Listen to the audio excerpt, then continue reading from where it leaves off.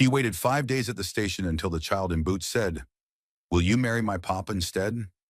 Silver Point, Colorado Territory, spring of 1875. The wind swept down from the snow-capped peaks, carrying the scent of pine and the promise of storms. Margaret Sullivan stood on the warped wooden platform of the town's single railway station, her carpetbag at her feet, her hope wearing thinner than the soles of her worn boots. 5 days. 5 long days of watching trains arrive and depart, of scanning every face that stepped onto the platform, of clutching the letter that had brought her here from Boston. The letter promised a new life, a husband, a home in the Colorado Territory. Edgar Whitman, it was signed, a rancher in need of a wife. "You're telling me there's no Edgar Whitman in this town?" Margaret asked the station master for the 12th time. The weathered old man scratched his graying beard, his eyes kind but tired. "Miss, I've lived in Silver Point for 23 years, built half the buildings with these hands. I know every soul within 50 miles. There ain't no Edgar Whitman, never has been." Margaret's fingers trembled as she unfolded the letter again. The ink looked real. The agency stamp at the bottom appeared genuine. But like morning mist, her dreams were evaporating in the harsh mountain air. "Some of the local boys been pulling pranks," the station master continued gently. "Fake bride letters. Happened twice last winter. Those girls had sense enough to catch the next train back east. But Margaret had sold everything to get here. Her mother's china, her father's watch, even her wedding dress from a marriage that never happened. There was nothing to go back to in Boston except shame and an empty room above Mrs. Henderson's boarding house. She pulled her shawl tighter against the wind and walked to the bench outside the station. The same bench where she'd spent 4 nights, using her bag as a pillow, waking every few hours when the mountain cold seeped through her bones. The townspeople had been kind at first, offering biscuits, spare blankets, concerned glances. But kindness turned to pity, and pity to whispered conversations that stopped when she walked by. She'd heard the fragments. "Poor thing. Third one this year. When will they learn?" On the fifth afternoon, as Margaret sat watching the mountains paint themselves gold in the setting sun, she felt a small tug at her skirt. She looked down to see a little girl, perhaps 6 years old, with tangled brown hair and boots so large they must have belonged to a grown man. The child's dress was patched but clean, her face smudged with dirt, but her eyes bright as mountain stars. She studied Margaret with the serious expression children wear when the world has taught them to be careful.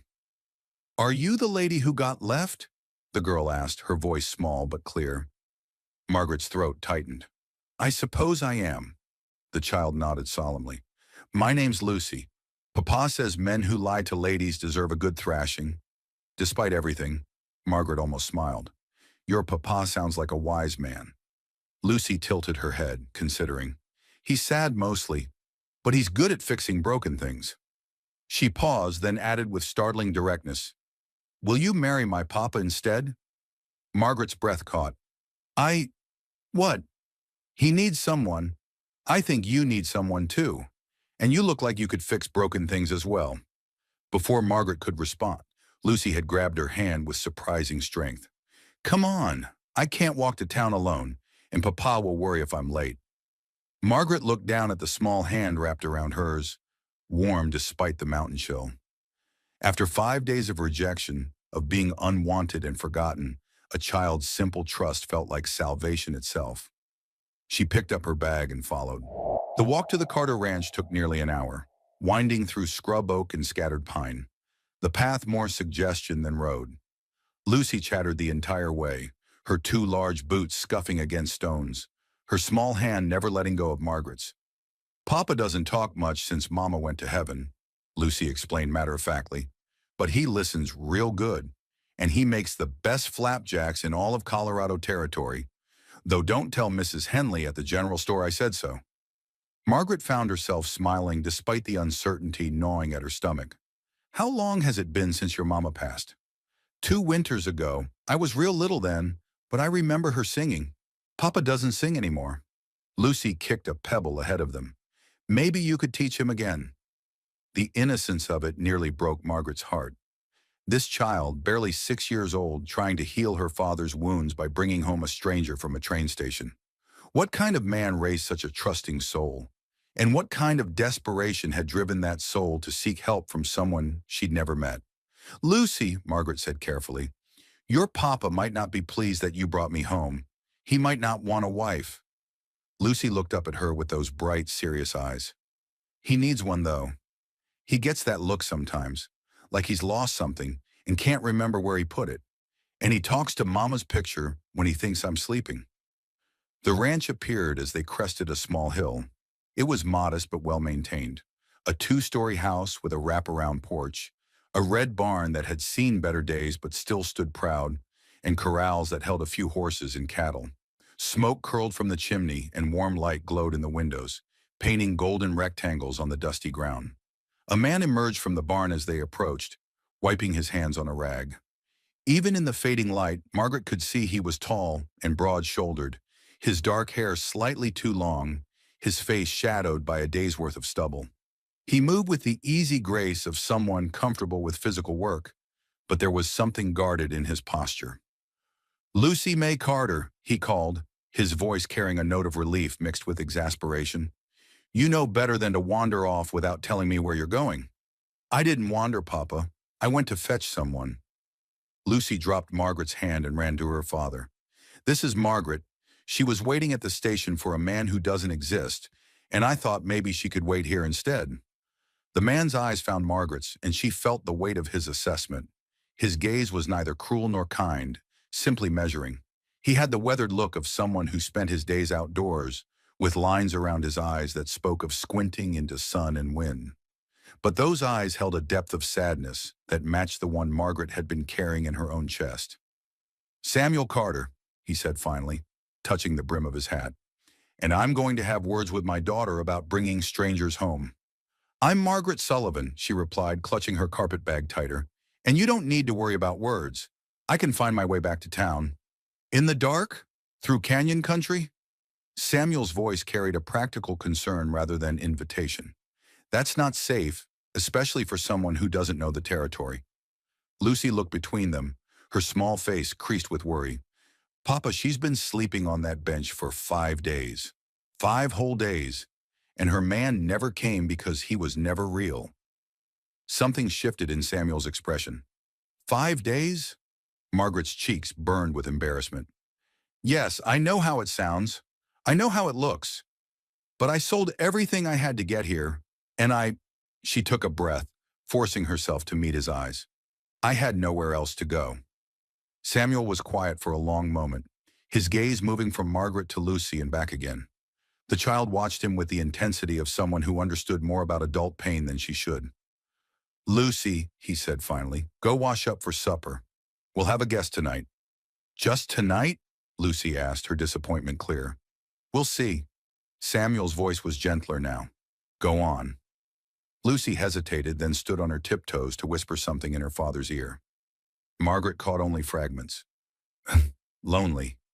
And kind eyes. And, please, Papa. Samuel's jaw tightened slightly, but he nodded. Lucy beamed and skipped toward the house, calling over her shoulder.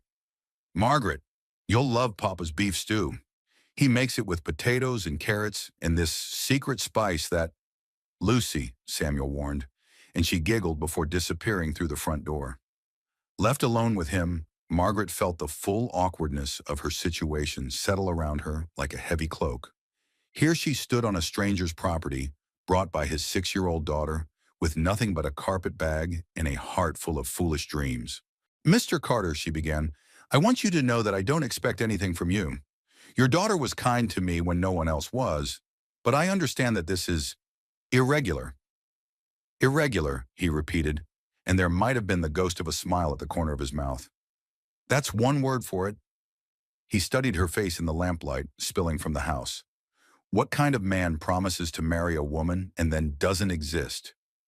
A cruel one, Margaret said simply.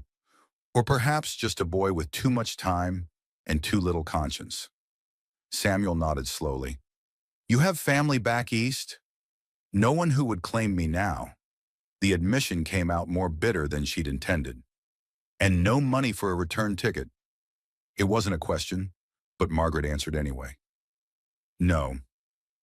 Samuel was quiet again, and Margaret could almost see him weighing options, calculating costs, measuring his daughter's pleading against his own desire for solitude. "I can work," she said quickly.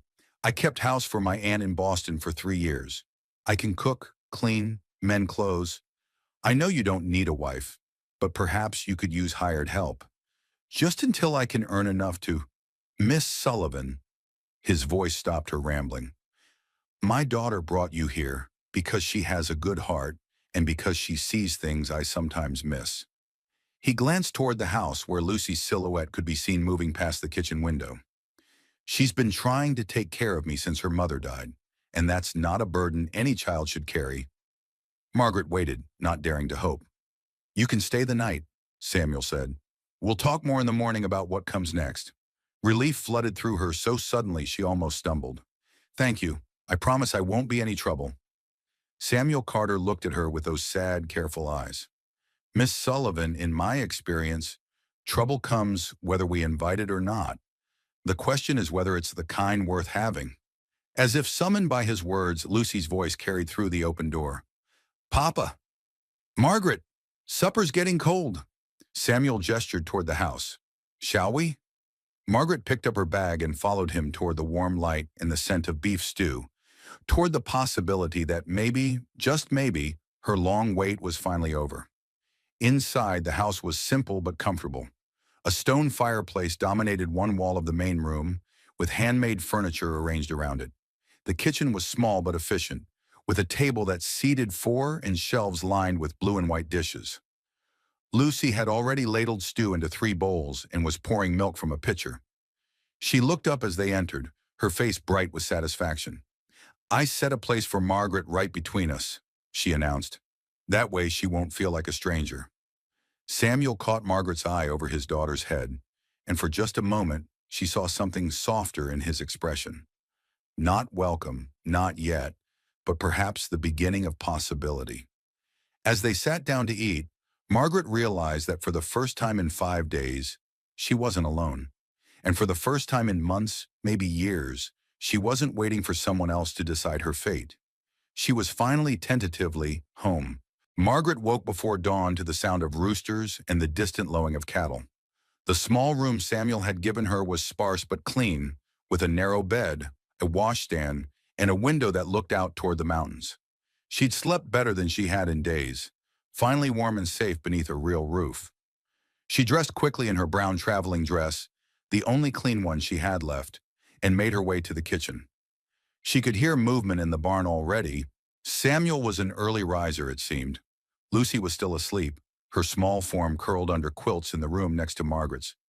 Margaret found coffee beans in a tin canister and set about brewing a pot, moving quietly so as not to wake the child. She was searching for eggs when she heard boots on the porch. Samuel entered, carrying a pail of fresh milk, his dark hair still damp from washing at the pump. He stopped short when he saw her at the stove.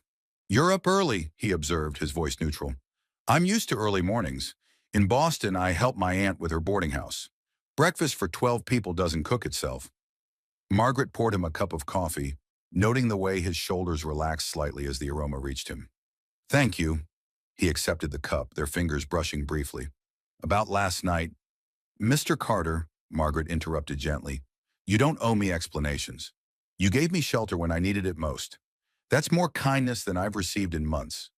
Samuel studied her face over his coffee cup. "Lucy gets attached quickly. Her mother used to say she collected wounded birds and lost causes. And you're worried I'm both. I'm worried she'll expect you to stay permanently when I can't offer that."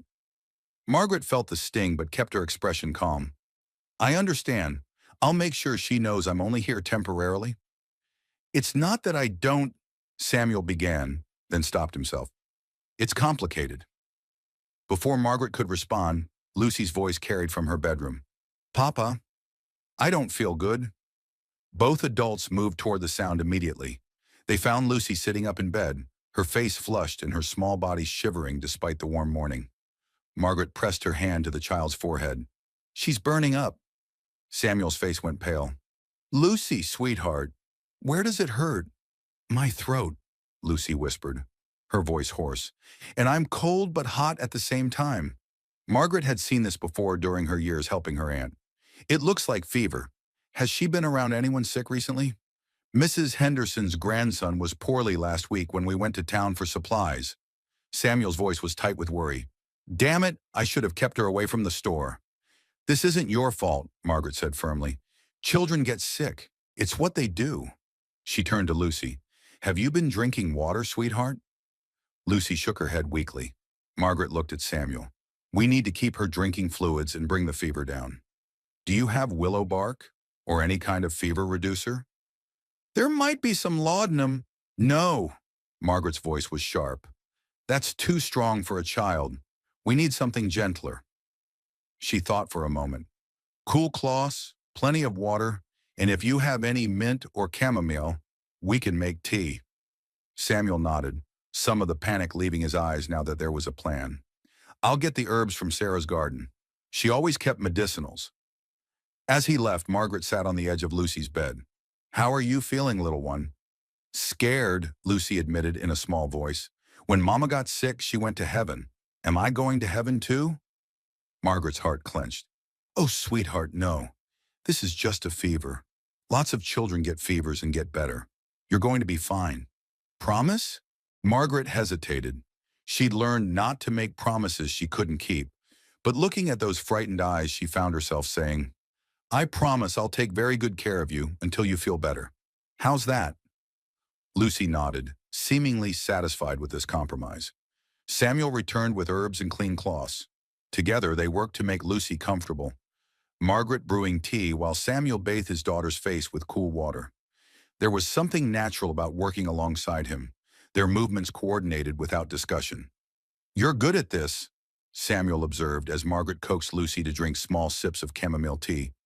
I helped nurse my aunt through pneumonia 2 winters ago, and there were always sick boarders at the house. Margaret adjusted Lucy's pillows. Children are remarkably resilient. She'll be better in a few days. Lucy dozed fitfully through the morning, waking periodically for water or tea. Margaret stayed close, reading to her from a collection of fairy tales she found on the bookshelf, while Samuel went about his ranch work but checked in frequently. Around midday, Dr. Henley arrived, a gruff man in his 60s who examined Lucy with gentle hands despite his brusque manner. It's just a cold-turn fever, he pronounced after his examination. Nothing that rest and fluids won't cure. You're doing everything right. He looked between Margaret and Samuel. Miss Sullivan, is it? Word travels fast in a small town. Margaret felt her cheeks warm. Yes, doctor. Town's buzzing about Samuel taking in a mail-order bride. I'm not, Margaret began, but Samuel interrupted. Miss Sullivan is helping care for Lucy, he said firmly. That's all anyone needs to know. Dr. Henley raised an eyebrow but didn't press. After he left, Margaret found herself alone with Samuel in the kitchen while Lucy napped. Thank you, she said quietly, for not letting him make assumptions. Samuel poured himself more coffee. This town has enough gossip without us feeding it. He paused. Though I should warn you, staying here even temporarily will generate talk.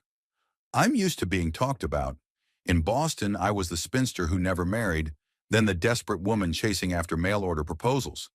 Margaret smiled wryly. At least here the gossip is about helping a sick child. Is that what you were in Boston? Desperate? The question was asked gently, but Margaret felt its weight. Practical, I thought. My aunt died and left me nothing.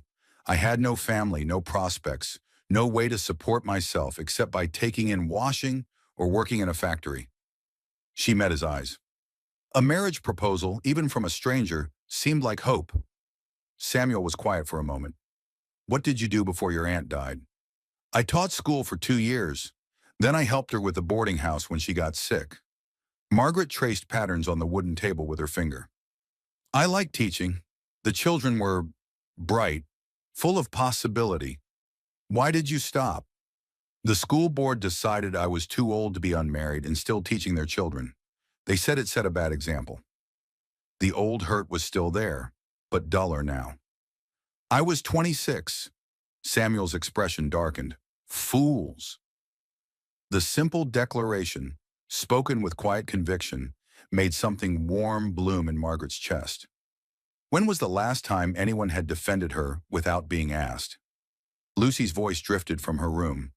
Margaret, can you read more stories? Of course, sweetheart. Margaret rose, then paused. Mr. Carter, Samuel, thank you for letting me help. It feels good to be useful. Something shifted in Samuel's expression, a crack in the careful walls he maintained. She hasn't let anyone else take care of her since Sarah died. She usually just wants me when she's sick. Maybe she knows I understand what it's like to need taking care of sometimes. Their eyes met and held for a moment, something unspoken passing between them.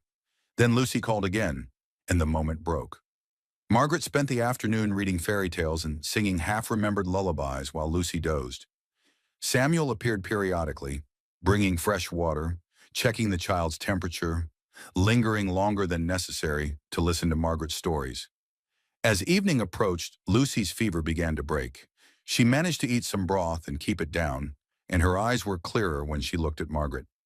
Are you staying tonight too? She asked hopefully. Margaret glanced at Samuel, who stood in the doorway. If your papa doesn't mind. Of course she's staying, Lucy said before her father could respond. She promised to take care of me until I'm better, and I'm not all the way better yet. Samuel's mouth twitched in what might have been a smile. Well, if you promised. That night, after Lucy finally fell into restful sleep, Margaret and Samuel sat at the kitchen table sharing a quiet supper. The intimacy of it, the domestic routine they'd fallen into so naturally, both comforted and unsettled her. She's going to be fine, Margaret said, noting the worry lines that still creased Samuel's forehead. I know, it's just... He rubbed his face with both hands. When Sarah got sick, it started like this. A fever, nothing serious. Then it got worse and worse, and... He trailed off. This isn't that, Margaret said gently. Lucy is young and strong, and you're not facing this alone. Samuel looked at her sharply. Aren't I? The question hung between them, loaded with meaning. Margaret chose her words carefully. Not while I'm here. Samuel held her gaze for a long moment. And how long is that? Margaret felt her heart pick up speed. I don't know. As long as you'll let me, I suppose. Miss Sullivan, Margaret, I need you to understand something. I can't give you what you came to Colorado looking for. I can't be the husband you need. Can't promise you the life you deserve. What if I said I wasn't looking for promises anymore? Margaret asked quietly. What if I said I was just looking for a place to belong? Samuel was quiet for so long that Margaret wondered if she'd said too much, pushed too hard. Then he spoke, his voice barely above a whisper. Sarah used to say that some people come into your life when you need them most, even if you don't know you need them. She sounds like a wise woman. She was. Samuel's eyes were distant with memory. She'd probably like you. It wasn't a declaration of love or a promise of forever, but sitting in the lamplight of the kitchen, with Lucy's peaceful breathing drifting from the next room, it felt like enough. It felt like a beginning. Lucy's recovery took 4 days, and with each passing hour, Margaret found herself settling deeper into the rhythms of the Carter Ranch. She rose before dawn to start the coffee, helped Samuel with morning chores, tended to Lucy's needs, and gradually took over the household tasks that had been neglected since Sarah's death. The house began to show signs of a woman's touch again. Margaret swept corners that hadn't been cleaned in months, mended tiers and curtains, and organized the kitchen shelves with an efficiency that made Samuel pause in doorways to watch her work. She did it all quietly, without fanfare, as if these small acts of care were as natural as breathing.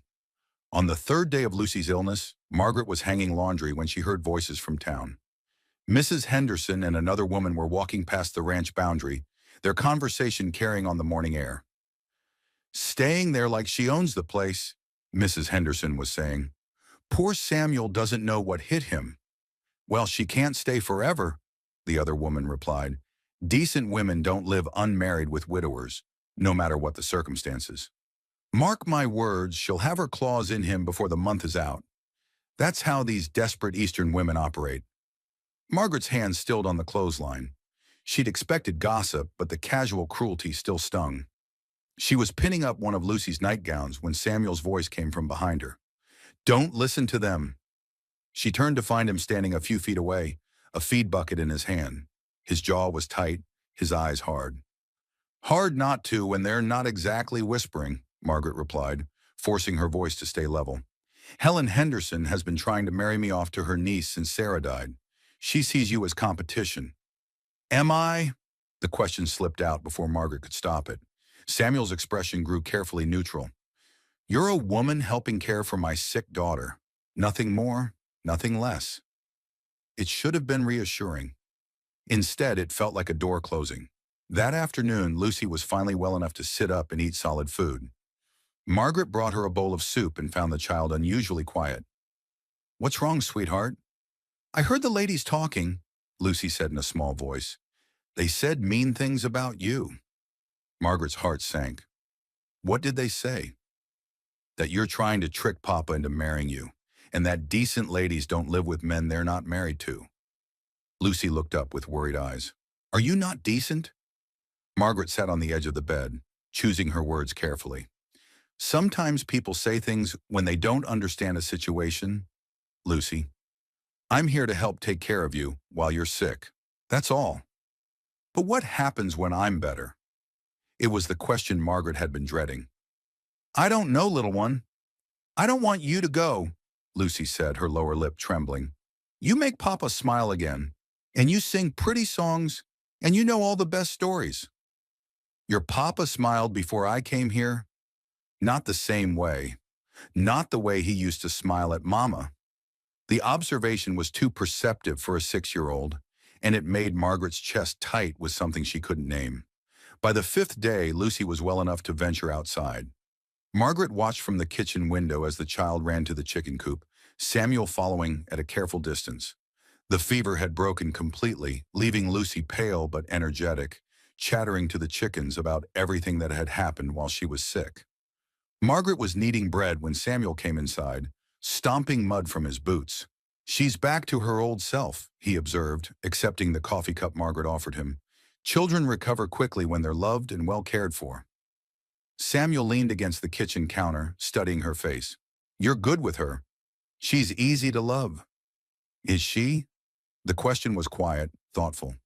Most people find her a lot. She talks constantly, asks too many questions, has opinions about everything. Margaret smiled. She reminds me of myself at that age. My aunt used to say I could talk the paint off a barn door. What happened to that little girl? The question caught Margaret off guard. Life, I suppose, loss, learning that the world doesn't always want to hear what you have to say. Samuel was quiet for a moment. Sarah used to say that the worst tragedy wasn't losing your voice, but forgetting you ever had one. They stood in comfortable silence, watching Lucy through the window as she gathered eggs with intense concentration. Margaret, Samuel began, then stopped himself. What? He seemed to be wrestling with something. The town will keep talking? It might get worse before it gets better. I know. You could find work in Denver or Colorado Springs, bigger towns, more opportunities for a woman with your education. Margaret's hand stilled on the bread dough. Is that what you want? For me to leave? Samuel didn't answer immediately, which was answer enough. I see, Margaret said quietly, turning back to her kneading with more force than necessary. It's not about what I want, Samuel said finally. It's about what's right, what's fair to you. Don't I get to decide what's fair to me? Do you? Or are you just grateful for any shelter, any kindness, after what happened at the station? The accusation hit like a physical blow. Margaret set down the dough and turned to face him fully. That's what you think? That I'm so desperate I'll take whatever scraps of belonging you throw my way? I think you're a good woman who deserves better than being the subject of small-town gossip. I think you deserve a real husband, a real home, a real future. And you think you can't give me those things? Samuel's silence was confirmation. Margaret wiped her flour-covered hands on her apron, her movements sharp with barely contained emotion. You know what, Samuel? You're right about one thing. I do deserve better. I deserve better than a man so afraid of living again that he'd rather send away someone who cares about him and his daughter than risk feeling something real. Samuel's face went white. Margaret, no. She held up a hand. You want me to leave? Fine. I'll pack my things. But don't pretend it's for my sake. It's because you're terrified that you might actually be happy again, and that feels like betraying Sarah's memory. She moved toward the door, but Samuel's voice stopped her. You don't know what you're talking about. Margaret turned back, tears burning her eyes but her voice steady. Don't I? I've watched you, Samuel. I've seen how you flinch every time Lucy calls me Mama Margaret when she's half asleep. I've seen how you look at me when you think I'm not paying attention. And I've seen how quickly you pull back every time there's a moment of real connection between us. Margaret, please! I'm not asking you to forget Sarah. I'm not asking you to stop loving her. I'm just asking you to consider that maybe, just maybe, she'd want you and Lucy to be happy again. The kitchen fell silent except for the ticking of the mantel clock and Lucy's distant chatter outside. Samuel's hands gripped the edge of the counter so tightly his knuckles had gone white. You want to know what Sarah would want? He said finally, his voice rough. She'd want me to protect our daughter from getting attached to someone who might leave. She'd want me to be careful with Lucy's heart because it's already been broken once. And what about your heart? The question hung in the air between them. Samuel's eyes met hers, and for a moment, Margaret saw past all his careful defenses to the raw grief and longing beneath. I don't get to have once anymore, he whispered. I had my chance at happiness, and I lost it. Now I just survive, and I make sure Lucy survives, and that's enough. Is it? Margaret stepped closer. Is it really enough? Because from where I stand, you're not surviving, Samuel. You're just existing. There's a difference. Before he could respond, the kitchen door burst open and Lucy bounded in, her cheeks pink with fresh air and exercise. Margaret, Papa, look how many eggs I found. She held up a basket filled with brown eggs, her face bright with accomplishment. Mrs. Clucky laid 3 today, and Henrietta laid 2, and... She stopped, looking between the 2 adults. Why do you both look sad? Margaret quickly wiped her eyes and forced a smile. We're not sad, sweetheart. We're just talking about grown-up things. Lucy's expression grew serious. Are you going away? The question pierced the tension in the room. Margaret looked at Samuel, waiting for him to answer his daughter's question. We're discussing it, he said finally. Lucy's face crumpled. But I don't want her to go away. She makes the best biscuits, and she knows all the words to the song about the mockingbird, and she doesn't get mad when I ask too many questions. Lucy, Samuel began, and she smells like lavender soap, and she reads stories with different voices for all the characters. And when I had bad dreams about Mama going away, she told me that love doesn't go away even when people do. Margaret's throat tightened. She knelt down to Lucy's level. Oh, sweetheart. Please don't go, Lucy whispered, wrapping her arms around Margaret's neck. I love you. Margaret closed her eyes, holding the child tight, breathing in the scent of sunshine and innocence in her hair. When she opened them, she found Samuel watching them with an expression of such raw pain it nearly broke her heart. I love you too, Lucy, she whispered. So much. But love, Margaret was learning, wasn't always enough to make someone stay. That night after Lucy was asleep, Margaret sat on the porch steps looking up at the star-filled sky. The mountains loomed dark against the horizon, and somewhere in the distance, a coyote called to its mate. She heard footsteps behind her, but didn't turn around when Samuel sat down beside her on the steps. Beautiful night, he said quietly. It is. They sat in silence for a while, the space between them heavy with unspoken words. Sarah loved nights like this, Samuel said finally. She used to say the stars were God's way of reminding us that even in the darkest times, there was still light. She sounds like she was a remarkable woman. She was. Samuel's voice was soft with memory. She would have liked you, I think, would have appreciated your strength, your kindness with Lucy.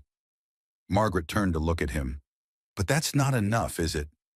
Samuel met her eyes, and in the starlight, she could see the struggle written across his features. I don't know how to do this, he admitted. I don't know how to care about someone again without feeling like I'm betraying the woman I promised to love forever. Margaret's heart ached for him, for the impossible situation he'd created for himself. Samuel, she said gently, loving someone new doesn't diminish what you had with Sarah. The heart doesn't have a limited capacity for love, doesn't it? His voice was barely a whisper. Because sometimes I'm so afraid that if I let myself care about you, I'll forget what it felt like to love her. And she's all I have left of her. Those memories, that love. Margaret reached over and took his hand, surprised when he didn't pull away. You have Lucy, she said simply.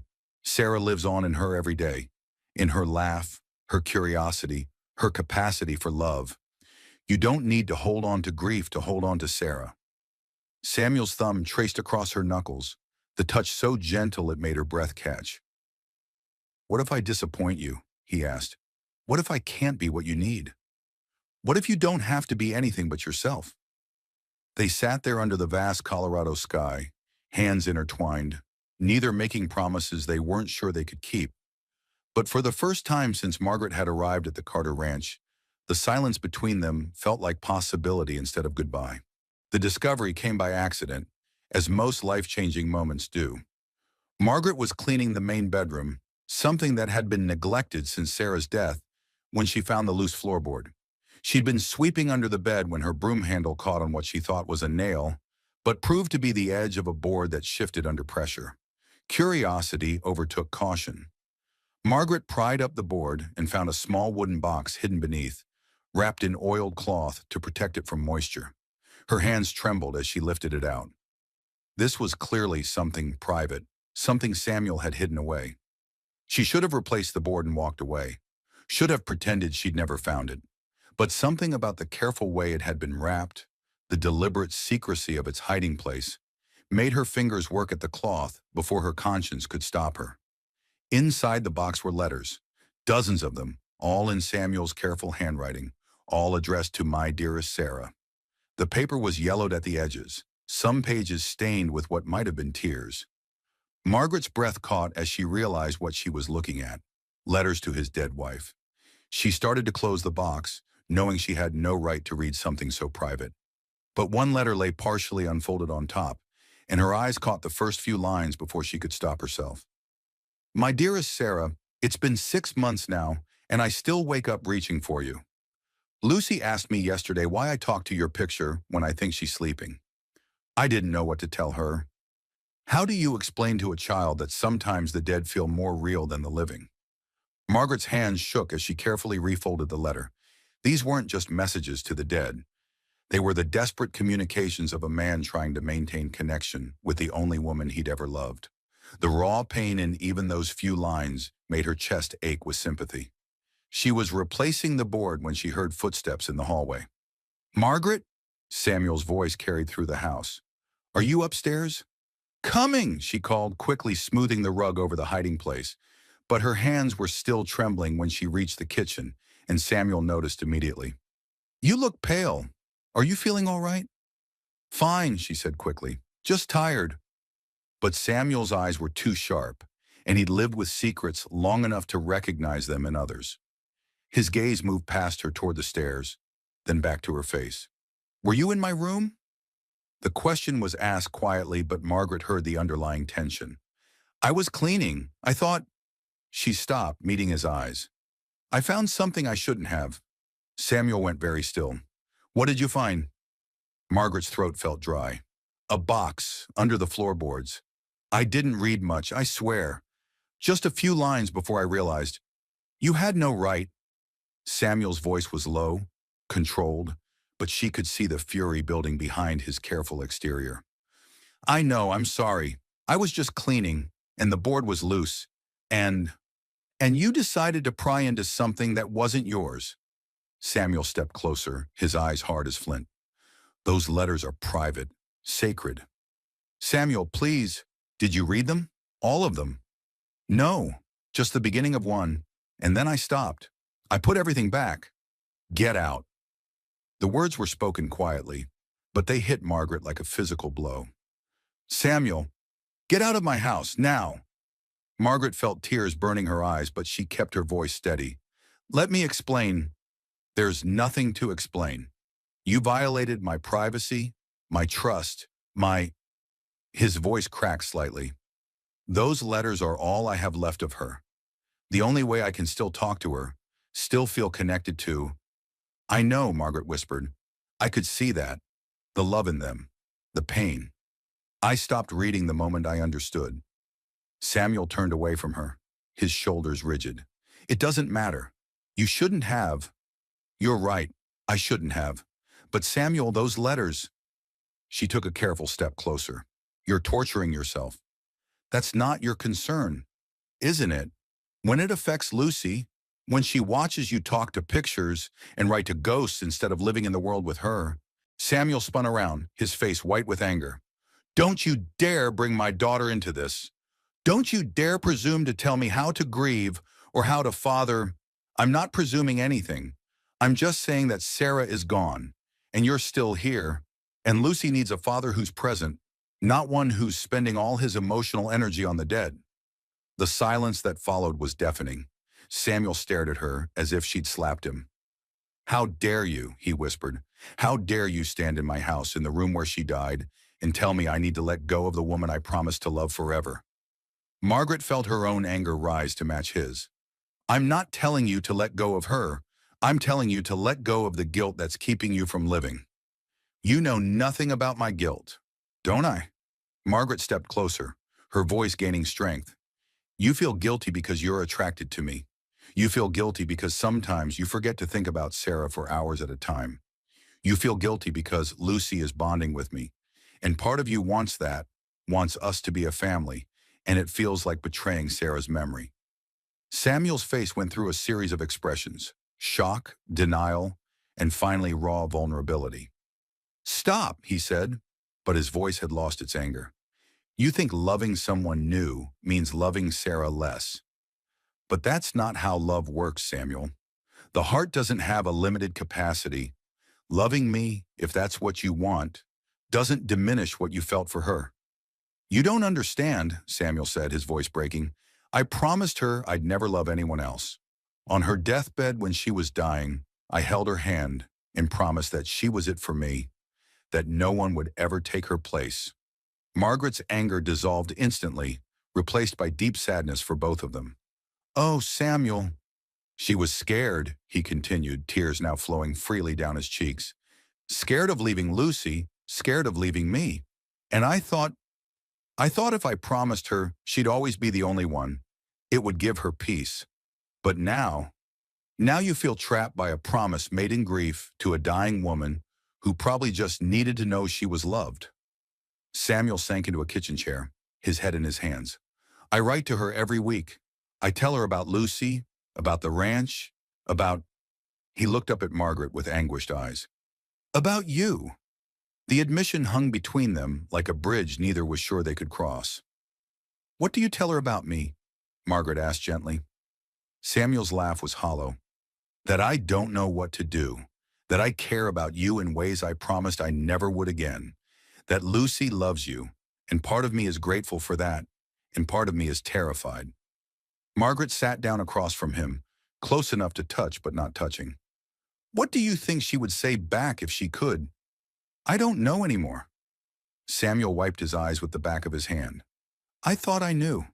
I thought she'd want me to stay faithful to her memory forever. But lately, he trailed off. Lately I wonder if she'd be angry that I'm wasting the life she died trying to give me. She fought so hard to live, fought to stay with us. And here I am, barely existing, writing letters to a ghost while a flesh and blood woman who cares about my daughter sleeps down the hall. Margaret reached across the table and took his hand. This time he didn't pull away. Samuel, what if that promise you made? What if it was never meant to be kept forever? What if it was just meant to help her let go peacefully, knowing she was loved? But what if it wasn't? What if breaking it means I never really loved her at all? Margaret squeezed his hand.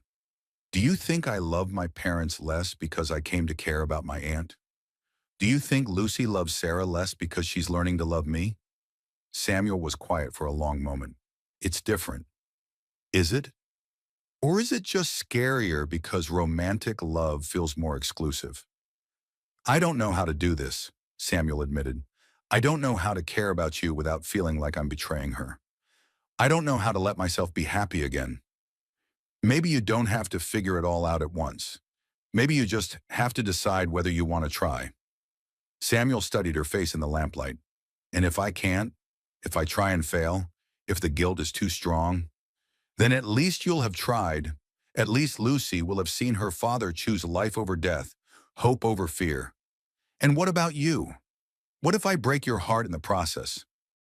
Margaret's smile was sad, but genuine. Hearts heal, Samuel. They're stronger than we think. And besides, she squeezed his hand again. You're worth the risk. Samuel stared down at their joined hands for a long time. When he looked up, something had shifted in his expression. Not resolution exactly, but possibility. I'd like to show you something, he said quietly. He led her back upstairs, back to the bedroom where she'd made her discovery. Without hesitation, he pried up the loose board and retrieved the box. These are 3 years of letters, he said, settling beside her on the edge of the bed. 3 years of talking to someone who can't talk back. 3 years of asking questions that will never be answered. He opened the box and withdrew a letter from the bottom, one of the oldest by the look of the yellowed paper. This was the first one I wrote, a week after the funeral. He handed it to Margaret. Read it. Margaret hesitated. Are you sure? Read it. With trembling fingers, Margaret unfolded the letter. Samuel's handwriting was shaky, clearly written in the depths of grief. My dearest Sarah, I don't know how to do this. I don't know how to breathe without you. How to wake up each morning knowing you're not coming back. Lucy keeps asking when you're coming home, and I keep lying to her because I don't have the strength to watch her heart break the way mine has. I promise you, I will never love anyone else. You were it for me, my beginning and my end. I will raise our daughter to know how much you loved her, and I will never let anyone take your place. I'm lost without you, my darling, completely and utterly lost. All my love, Samuel. Margaret wiped away tears as she finished reading. Samuel, now read this one. He handed her another letter, this one much more recent. I wrote it last week. My dearest Sarah, there's a woman here now. Her name is Margaret, and Lucy loves her. She makes our daughter laugh in ways she hasn't since you died, and she's brought light back into this house. I think you'd like her. She's kind and strong, and she sees Lucy the way you always did, as something precious and wonderful. I don't know what to do about how I feel. I promised you I'd never love anyone else. But I'm starting to think maybe love isn't something we can promise away. Maybe it just happens, whether we want it to or not. I hope you can forgive me for what I'm thinking, for what I might be about to do. I hope you understand that loving someone new doesn't mean I loved you less.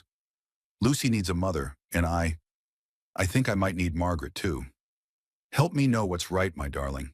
Help me find the courage to let go without letting go, to love again without forgetting. All my love, always. Samuel. Margaret set the letter down with trembling hands. You wrote this about me? Samuel nodded. And every night since, I've waited for some sign from Sarah, some indication of what she'd want me to do. And Samuel's smile was small but genuine. Tonight, watching you with that first letter, seeing how you cried for my pain even when I was angry with you, I think I got my answer. Margaret held her breath. What was it? That Sarah would want me to stop writing to the dead and start living with the living. That she'd want Lucy to have a mother who chooses to be here, not one she has to share with a ghost. Samuel reached into the box and pulled out a blank sheet of paper. I'd like to write one more letter, a goodbye. Margaret watched as he wrote. My dearest Sarah, this is my last letter to you, my love. Not because I'm forgetting you, but because I'm finally ready to live again. Margaret is here now and she loves Lucy, and I think I might be falling in love with her. I hope that doesn't hurt you. I hope you understand that my heart is big enough for both of you, to cherish what we had and embrace what might be. Thank you for Lucy. Thank you for the years we had. Thank you for loving me enough to let me go. Watch over us, my darling, and know that you will always be Lucy's first mother and my first love. Until we meet again, Samuel. He folded the letter carefully and placed it back in the box with the others. Then he looked at Margaret with eyes that held hope instead of just sorrow. I'm not ready to make promises yet, he said honestly, but I'm ready to try. If you're willing to be patient with a man who's still learning how to live again. Margaret reached up and touched his face, her thumb tracing the path of a tear he'd missed. "I'm willing to try too," she whispered, and for the first time since she'd arrived at the Carter Ranch, the future felt like something worth believing in. 2 weeks later, Margaret woke to the sound of raised voices drifting up from the town road. She dressed quickly and stepped onto the porch to find a small crowd gathered near the ranch gate. Mrs. Henderson was at the center, her voice carrying clearly in the morning air. "Living in sin, plain as day. That child seeing such behavior, learning that decent women—" "Helen, that's enough." Dr. Henley's voice cut through the chatter. "What goes on at the Carter place is Samuel's business. It's the whole town's business when he's setting such an example for the children. My granddaughter plays with Lucy sometimes, and I won't have her exposed to—" Margaret stepped back inside, her cheeks burning. Through the kitchen window, she could see Samuel striding toward the gate, his posture rigid with anger. Whatever he said to the crowd was too quiet to hear, but they dispersed quickly enough. When he came back to the house, his face was dark as a storm cloud. "What did they want?" Margaret asked, though she already knew. "What they always want, to mind other people's business." Samuel poured himself coffee with sharp, angry movements. "Helen Henderson has decided you're a corrupting influence on Lucy." Margaret's stomach dropped. "What does that mean?" "She's threatening to talk to the territorial judge about Lucy's living situation. Says a child shouldn't be exposed to—" Samuel's jaw worked. "To unmarried adults living together." The words hit Margaret like cold water. She sank into a chair, suddenly understanding the full implications. They could take Lucy away. "Over my dead body." Samuel's voice was fierce, but Margaret heard the fear beneath it. "Samuel, maybe I should—" "Don't." He turned to face her. "Don't say you should leave. Don't give them that victory." But Margaret was already thinking, already calculating. Lucy's happiness and safety meant more than her own desires. The child had already lost one mother. She couldn't be the cause of losing her father too. "What if they're right?" she said quietly. "What if my being here is putting Lucy at risk?" "The only thing putting Lucy at risk is small-minded people with too much time on their hands." Margaret stood and walked to the window, looking out toward the mountains. "I should go to Denver. Find work there, like you suggested." "Margaret, it would solve everything. Lucy would be safe, you wouldn't have to deal with the gossip, and I could build a real life somewhere." Samuel was quiet for so long that Margaret turned to look at him. His face had gone pale. "Is that what you want? To leave?" Margaret's heart ached at the question. "What I want doesn't matter. What matters is what's best for Lucy." "And you think abandoning her is what's best?" The accusation stung. "I'm not abandoning her. I'm protecting her." "By leaving without explanation? By running away the moment things get difficult?" Margaret felt her temper flare. "This isn't about running away. This is about facing reality. I'm not her mother, Samuel. I'm not your wife. I'm just a woman who's been taking advantage of your hospitality for weeks." "Is that really how you see it?" "How else should I see it? You said yourself you can't make promises. You're still writing letters to a dead woman, still wearing your wedding ring, still—" "I burned the letters." Margaret stopped mid-sentence. "What?" "Last night, after you went to sleep, I took them all out to the fire pit and burned them. Everyone." Samuel's voice was steady, but his eyes held something raw and vulnerable. "Including the box they were in." Margaret stared at him. "Why?" "Because I realized I'd been using them as an excuse to stay stuck in the past, an excuse not to take risks, an excuse not to fight for what I want." "And what do you want?" Samuel crossed the room and took her hands. "I want you to stay. I want you to marry me. I want Lucy to have the mother she already thinks you are, and I want to stop being afraid of being happy again." Margaret's breath caught. "Samuel, I know it's not romantic. I know you deserve better than a proposal born out of fear of losing you. But I love you, Margaret. I love the way you sing to Lucy when you think no one's listening. I love how you argue with me when you think I'm being foolish. I love that you see past my grief to the man I could be again." Tears burned Margaret's eyes. "I love you too. But loving each other doesn't change the situation. The town will still talk. Mrs. Henderson will still... Let them talk. Let them all talk. I'm tired of living my life according to other people's opinions. Margaret wanted to say yes. Every fiber of her being wanted to throw herself into his arms and accept his proposal. But the fear was too strong. What if they take Lucy away? What if the judge decides, then we'll fight it, together. And if we lose?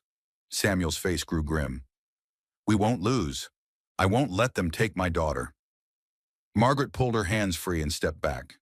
You can't guarantee that, and I won't be the reason Lucy loses her father. Margaret, please. I've made up my mind. The words came out stronger than she felt. I'll leave tomorrow. There's a train to Denver in the afternoon. Samuel stared at her as if she'd slapped him.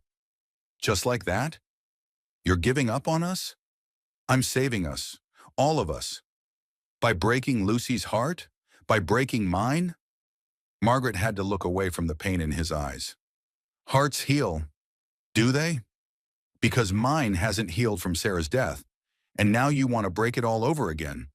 The comparison to his dead wife hit like a physical blow. That's not fair. Fair? Samuel's voice rose. What's fair about any of this?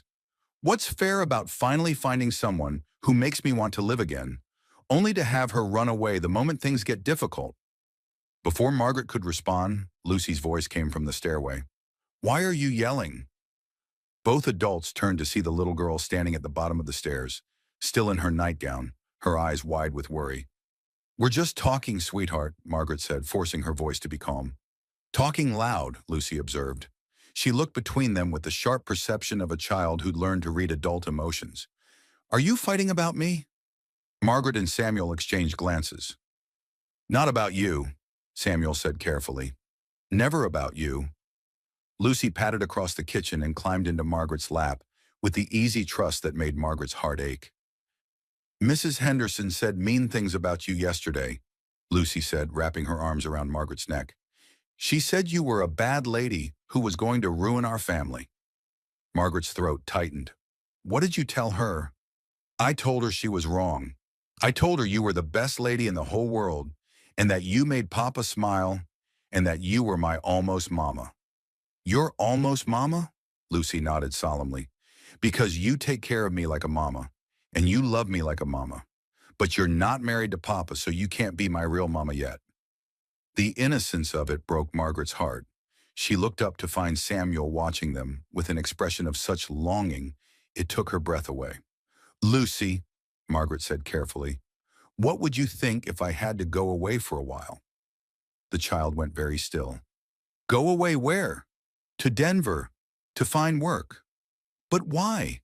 How did you explain adult fears to a 6-year-old? How did you make a child understand that sometimes love wasn't enough? Some people in town think it's not right for me to live here with you and your papa when we're not married. Lucy frowned. Then why don't you get married? The simple question hung in the air. Samuel leaned forward. That's what I asked her, Lucy. But Margaret seems to think... I think it's more complicated than that, Margaret interrupted. Why? Lucy's eyes were serious, intent. Do you love Papa? Margaret's cheeks warmed. Yes. And Papa, do you love Margaret? Yes, Samuel said without hesitation. Then why don't you get married? That's what people do when they love each other. Because sometimes love isn't enough, Margaret said softly. Sometimes there are other things to consider. Lucy was quiet for a moment, processing this. Then she looked up at Margaret with those bright, serious eyes. Are you going to leave like Mama did? The question was asked so quietly, Margaret almost didn't hear it. But the fear behind it was unmistakable. Oh, sweetheart, no. It's not like that at all. I'm not sick. I'm not going to heaven. But you're going away and not coming back. Margaret's throat closed. She looked helplessly at Samuel, who was watching his daughter's face with growing alarm. Lucy, he said gently, Margaret cares about you very much. If she goes away, it's because she thinks it's what's best for you. But it's not. Lucy's voice rose, tears starting to spill down her cheeks. She's the best thing that ever happened to us. She makes you happy, and she sings to me, and she knows how to braid hair, and she doesn't get scared when there's thunder. Margaret felt her own tears starting. Lucy, please don't go. Lucy clutched Margaret's dress with small, desperate fists. I'll be good, I promise. I won't ask too many questions, or talk too much, or get mud on my dress. Please, please don't leave me. The words shattered something inside Margaret's chest. She pulled Lucy closer, breathing in the familiar scent of the child's hair. Oh, my darling girl, this has nothing to do with you being good. You're perfect exactly as you are. Then stay. Lucy pulled back to look at her. If I'm perfect and you love me, then stay. Margaret looked across the kitchen at Samuel, who was watching them with an expression of raw pain. It's not that simple, sweetheart. Yes, it is, Lucy's voice cracked with emotion. Grown-ups always say things are complicated, but they're not. If you love someone, you stay with them. If you don't, you go away. So which is it? The question hung in the air like a challenge.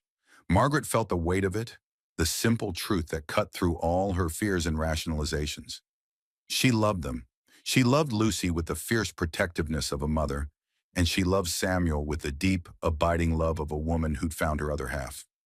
The question was whether that love was stronger than her fear. Before she could answer, the sound of thunder rolled across the sky. All three of them looked toward the windows, where dark clouds were gathering with ominous speed. Storm's coming, Samuel said, but his eyes never left Margaret's face. As if summoned by his words, the first drops of rain began to patter against the glass. Within minutes, it had become a downpour, and the wind was howling around the house with a fury that made the windows rattle. I should check the animal, Samuel said, reaching for his rain slicker. I'll help, Margaret said, settling Lucy in a chair. You stay inside, sweetheart. We'll be right back. But as they stepped onto the porch, a flash of lightning illuminated the sky, followed immediately by a crack of thunder so loud it shook the ground. In the distance, Margaret could see an orange glow that had nothing to do with sunset. Fire, Samuel breathed. The lightning must have struck something.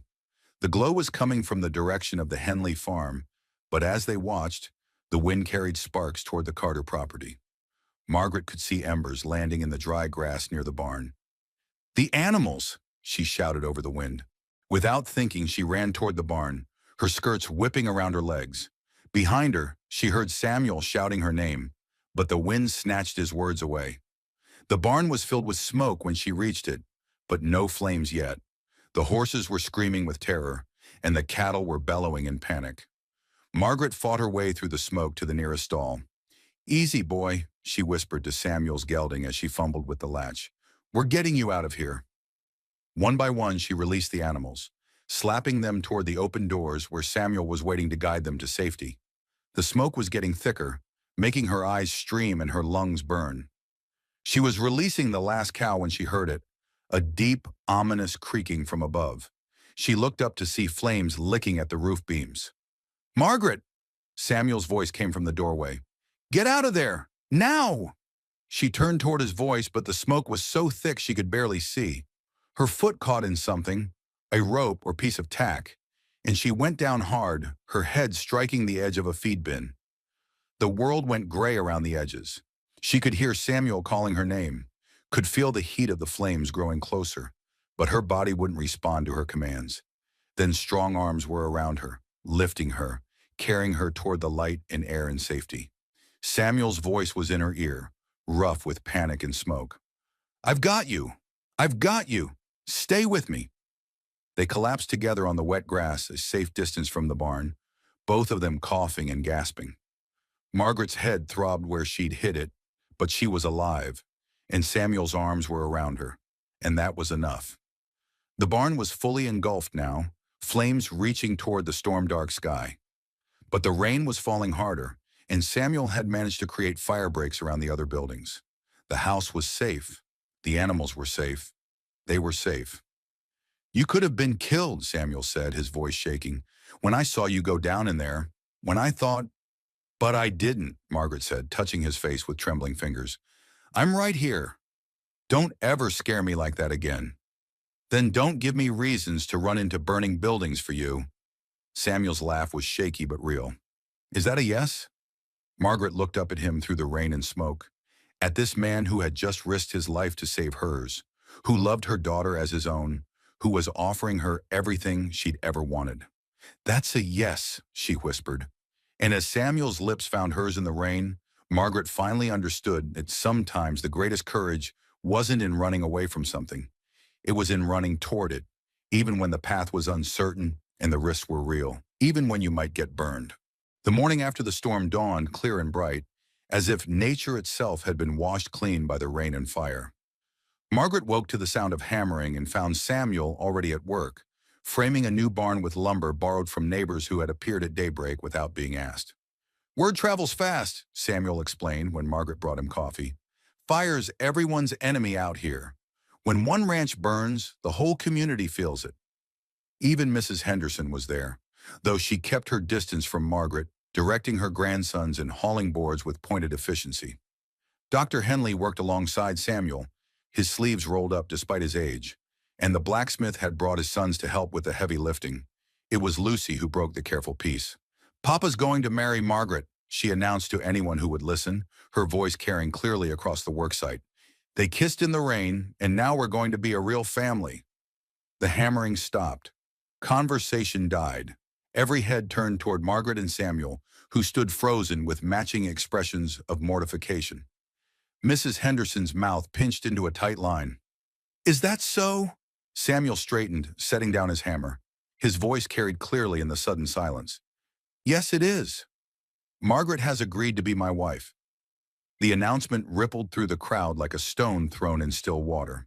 Some faces showed approval, others surprise, and a few, Mrs. Henderson's among them, showed barely concealed disapproval. "Well," Dr. Henley said finally, wiping sweat from his forehead, "I suppose congratulations are in order." He raised his water jug. "To the bride and groom." The toast was echoed by most of the men, though Margaret noticed several of the women remained conspicuously silent. Mrs. Henderson gathered her grandsons and left without another word. "You don't have to do this because of what people think," Margaret said quietly when they had a moment alone. Samuel's answer was to take her hand and slide something onto her ring finger.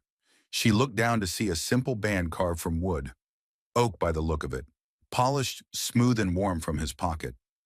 "Where did you get this?" "Made it. Last night while you were sleeping." Samuel's cheeks reddened slightly. "I know it's not much. No gold or jewels. It's perfect." Margaret turned the ring on her finger, marveling at the careful craftsmanship. "But Samuel, are you sure?" "Really sure. Because once we do this, there's no going back. I've been sure since the moment I pulled you out of that barn. Maybe before that." Samuel's voice was steady, certain. "I love you, Margaret. I want to marry you, raise Lucy with you, maybe have more children if we're blessed. I want to grow old with you on this ranch. And if people talk, if they never accept us, then they'll talk, but they'll be talking about a married couple, which makes it harder for them to cause real trouble." Margaret smiled at the practical reasoning, so like Samuel to think in terms of solutions rather than problems. "When?" "As soon as possible. Tomorrow if Pastor Williams will have us." The next 24 hours passed in a blur of preparation. Margaret had no proper wedding dress, but Mrs. Patterson, the seamstress, appeared at the door with yards of blue silk. "Had this ordered for a client who never paid," she said briskly, not meeting Margaret's eyes directly but not unkind. "Shame to let it go to waste." Lucy appointed herself as a wedding coordinator, directing everyone with the solemn importance of a child given an important task. She picked wildflowers for Margaret's bouquet, polished Samuel's boots, and pestered anyone within earshot about details. "Mama would have liked this," she told Margaret as they worked together on the simple altar arrangement. "She always said Papa deserved to be happy." "Did she?" Margaret paused in her flower arranging. "What else did she say about your papa?" Lucy considered this seriously. "She said he had the biggest heart in Colorado Territory, but sometimes he forgot to use it on himself. She made me promise to remind him to be happy after she went to heaven." Margaret's throat tightened.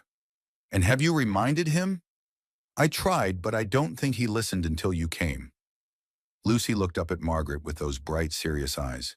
"I think you're Mama's gift to us. a way to keep her promise even though she can't be here.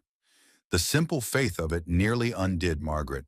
She pulled Lucy into a fierce hug, breathing in the scent of sunshine and innocence in her hair. "I love you so much, little one." "I love you too, Mama Margaret." The word hung between them, precious and fragile. Lucy had never called her that before, not directly. Margaret's eyes filled with tears. "Are you sure? Are you sure that's what you want to call me?" Lucy nodded solemnly. "You're going to be my mama now, and I want to be your little girl, if that's all right." "More than all right," Margaret whispered. "It's everything I ever wanted." The wedding took place the next evening at sunset, in the parlor of the Carter Ranch house. Pastor Williams performed the ceremony with quiet dignity, while a small gathering of neighbors bore witness. Dr. Henley stood as Samuel's best man, and Lucy served as Margaret's maid of honor, taking her duties with utmost seriousness. Margaret wore the blue silk dress that fit as if it had been made for her hair crowned with the wildflowers Lucy had woven into a simple circlet. Samuel had borrowed a suit from Dr.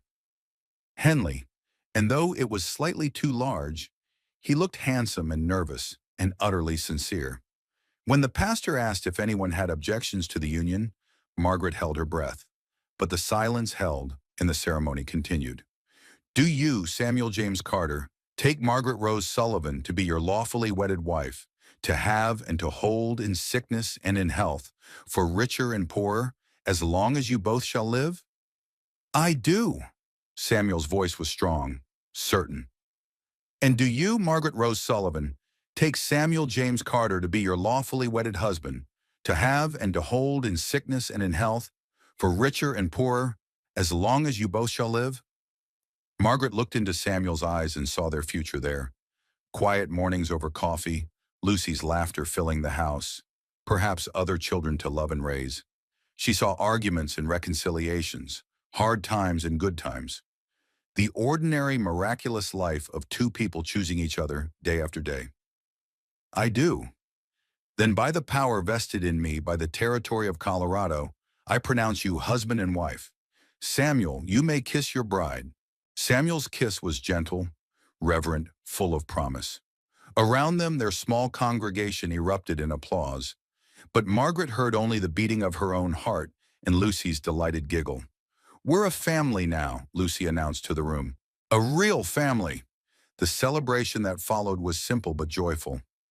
Mrs. Patterson had made a cake, Dr. Henley produced a bottle of champagne, and even some of the women who had been cool to Margaret offered quiet congratulations. As the evening wound down and the guests departed, Margaret found herself alone with her new family. Lucy had fallen asleep in Samuel's arms, worn out by excitement, and Margaret watched as he carried her to bed with infinite tenderness. "She was so happy today," he said when he returned, pulling Margaret into his arms. "We all were." They stood together in the lamplight of their parlor, swaying slightly to music only they could hear. Outside, night sounds drifted through the open windows. The call of an owl, the rustle of wind in the trees, the distant lowing of cattle. "Any regrets?" Samuel asked softly. Margaret pretended to consider. "Well, I did come to Colorado looking for a husband. And I got so much more than I bargained for." Samuel's smile was soft, content. "What did you get?" "A home, a daughter, a man who sees me, really sees me, and loves me anyway." Margaret reached up to touch his face. "A second chance at everything I thought I'd lost forever." "I'm the one who got the second chance," Samuel said. "I was dead inside, Margaret, going through the motions of living, but not really alive. You brought me back. We brought each other back." They made their way upstairs together, checking on Lucy one last time before retiring to their own room. Their room now, no longer just Samuel's. Margaret had moved her few possessions from the guest room that morning, a simple act that somehow made everything real. Samuel was surprisingly shy as they prepared for bed, this man who had faced down storms and fires and grief. Margaret found his nervousness endearing. "Second thoughts?" she teased gently. "Number just. It's been a long time since I shared this room with someone. I want to do right by you." Margaret moved to him, placing her hands on his chest. Samuel, we have the rest of our lives to figure this out. Tonight doesn't have to be perfect. It just has to be ours. He covered her hands with his own. I love you, Mrs. Carter. I love you too, Mr. Carter. Later, as they lay together in the darkness, Margaret thought about the journey that had brought her here.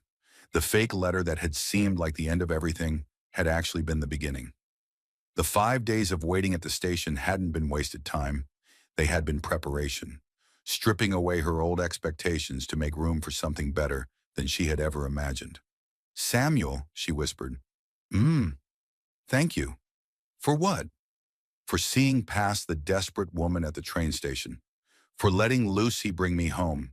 For giving me a chance to prove I belonged here. Samuel's arm tightened around her. You never had to prove anything. You belonged here from the moment you walked through our door. Even when I found your letters. Especially then. That's when I knew you were strong enough to handle my past, honest enough to call me on my mistakes, and brave enough to fight for our future. Margaret smiled in the darkness. What do you think tomorrow will bring? Lucy will wake us up at dawn asking for pancakes. The new barn won't build itself. Mrs. Henderson will probably find something new to disapprove of. Sounds perfect. Does it? Samuel, I spent years waiting for my real life to begin. Waiting for the right opportunity, the right man, the right moment. But I was looking at it all wrong. Life isn't something that happens to you. It's something you choose day after day, moment by moment. She turned in his arms to face him. I choose this. I choose you. Choose Lucy. Choose this ranch and this community and whatever challenges come with all of it. I choose to stop waiting and start living. Samuel's kiss was answer enough. 1 year later, Margaret stood in the same spot where she had waited at the train station, but this time she wasn't alone. Lucy held her hand while Samuel bounced their 3-month-old son, James, against his shoulder. Mama, tell me the story again, Lucy demanded, about how you waited for Papa. Margaret smiled, settling her skirts as she sat on the bench. Well, I waited 5 days at this very station. For a man who didn't exist, Lucy chimed in, delighted by this part of the story. That's right, for a man who didn't exist. But sometimes the best things come when we're not looking for them. Like Pop and me? Exactly like Pop and you. They were waiting for the train to arrive with Dr. Henley's new nurse, a young woman from back east who would help with the growing medical needs of the community. Margaret had volunteered to meet her, understanding what it felt like to step off a train in an unfamiliar place with nothing but hope and determination. Think she'll be scared? Lucy asked. Probably, but we'll take good care of her, won't we? Just like you took care of us, Samuel said, settling beside them on the bench. The train whistle sounded in the distance, and Margaret felt the familiar flutter of anticipation. But this time, it wasn't anxiety about her own future.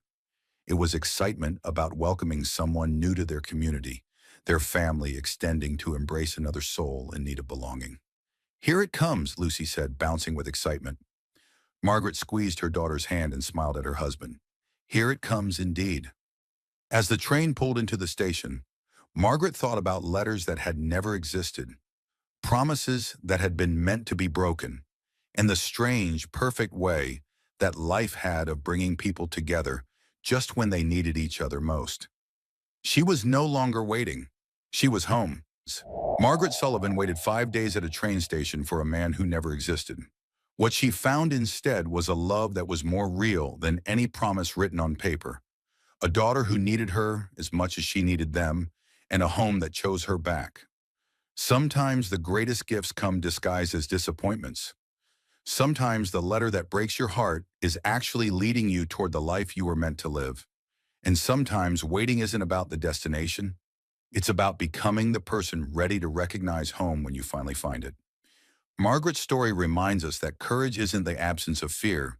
It's choosing love despite the fear, staying despite the uncertainty, and fighting for belonging even when the world tells you to give up.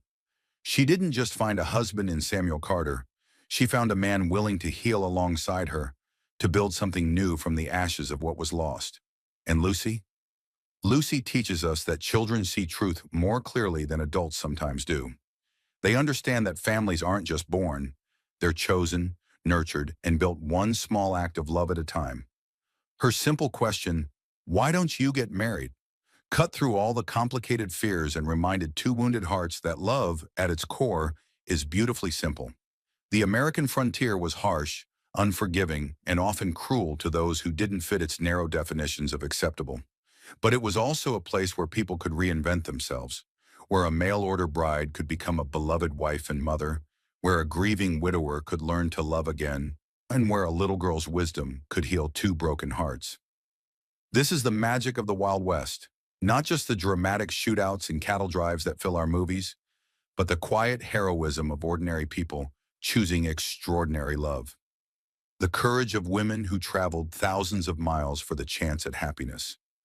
The strength of men learning to trust again after devastating loss. The resilience of children growing up in a world where survival and tenderness had to exist side by side.